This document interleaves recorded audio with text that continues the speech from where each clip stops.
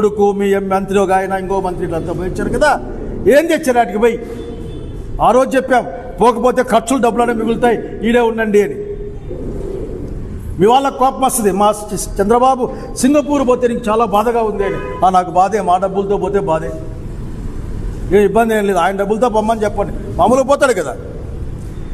అసలు నీ సంపద సృష్టి ఏంటంటే 2 లక్షల కోట్లు పన్నాయి. ఆయన చెప్తాడు, ఎవరో మంత్రి ఎవడో ఒక ఆయన చంద్రబాబు నాయుడు గారు మొహం చూసి 2 లక్షల కోట్లు అప్పించారట.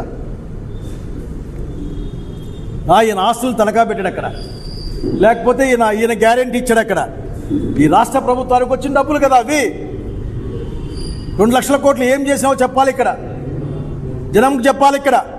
చెప్పకుండా వారం అప్పులు తెచ్చుకోవడం, అప్పులు ఏమైతే చెప్పే ప్రయత్నం లేదు, చేసే ప్రయత్నం లేదు. రోడ్లు వేసారట, 250-280 కిలోమీటర్ల బీటీ రోడ్లు వేసారట. మనకి కనబడుతున్నాయి కదా. అసలుకి మనకి నిద్ర వస్తూ ఉంటుంది, డ్రైవర్ నిద్రపోతాయని గుంతల్లో పడతా ఉంటే మేలుకొని ఉంటాయని రోడ్లన్నీ గుంతలు పెట్టిన పరిస్థితి చూస్తూ ఉన్నాం కదా. బూతుల్లో ఏజెంట్లే, ఒక మంత్రి ముందు బట్టలిప్పి ఏజెంట్ను కొడితే కూడా పట్టించుకునే దిక్కులే. ఈ రాష్ట్రంలో ఎలక్షన్ కమిషన్ ఏం చేస్తుందో అర్థం కాదు. ఆఖరికి సోపేస్తుంది ఎలక్షన్ కమిషన్. 2 బూత్లు రిగ్గింగ్, 2 బూతుల్లో రీపోలింగ్ పెడదామని, ఆ రీపోలింగ్లో రిగ్గింగే. అర్థం కాలేదా? సిగ్గుండాలి. సాక్షాత్తు కలెక్టర్ ముందుగానే దొంగ ఓట్లు వేస్తూ ఉంటే కలెక్టర్ గారు ఎవిడెన్స్ ఫోటో పెట్టుకుంటే ఆ మాత్రం సిగ్గు లేదా ఈ వ్యవస్థలకి అడుగుతా ఉన్నా నేను. జెడ్పీటీసీ ఎలక్షన్ చేయడానికి ఒక డిఐజీ వచ్చి కూర్చుంటాడా? గవర్నమెంట్ మెడికల్ కాలేజీలు, షిప్పింగ్ హార్బర్లు, పోర్ట్లు ఎన్నని చెప్పుకోవాలి. ఆంధ్రప్రదేశ్ రాష్ట్రంలో ఇన్ఫ్రాస్ట్రక్చర్ని పెద్ద ఎత్తున పెంచిన వాళ్ళుగా జగన్మోహన్ గారి ప్రభుత్వం ప్రజలకు గుర్తుంటుంది. మీరు గవర్నమెంట్ మెడికల్ కాలేజీని అమ్ముకునే ప్రయత్నం చేస్తూ ఉన్నారు. బహుశా మీరేమైనా అక్కడ అన్ని నీళ్ళల్లో మునిగున్నాయి, ఐకానిక్ టవర్లు అన్ని నీళ్ళలో మునిగున్నాయి. రేపొద్దున మీరు అక్కడ బహుశా అనుమానం బస్సులు గిస్సులు ఉండవేమో. ఎండాకాలం బస్సులు, వానాకాలం పడవలు పెట్టుకొని మీరు బహుశా అక్కడ అమరావతి నడిపిస్తారేమో. రాయలసీమ హక్కుదారులకు అడుగుతూ ఉన్నాం.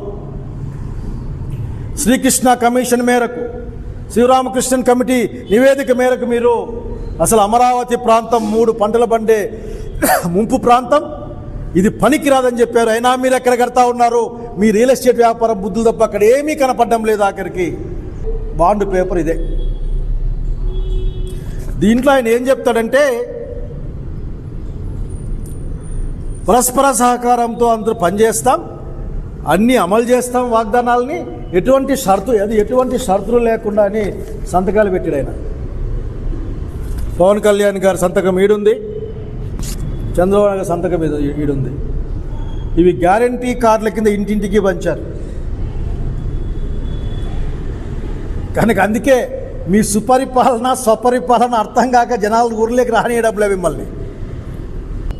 కానీ ముఖ్యమంత్రి గారు, కూటమి నాయకులారా, ప్రజలు మీకోసం, మీ ప్రభుత్వాన్ని పూర్తి చేయడం కోసం ఒక లోతైన గొయ్యి అయితే తవ్వుతూ ఉన్నారు.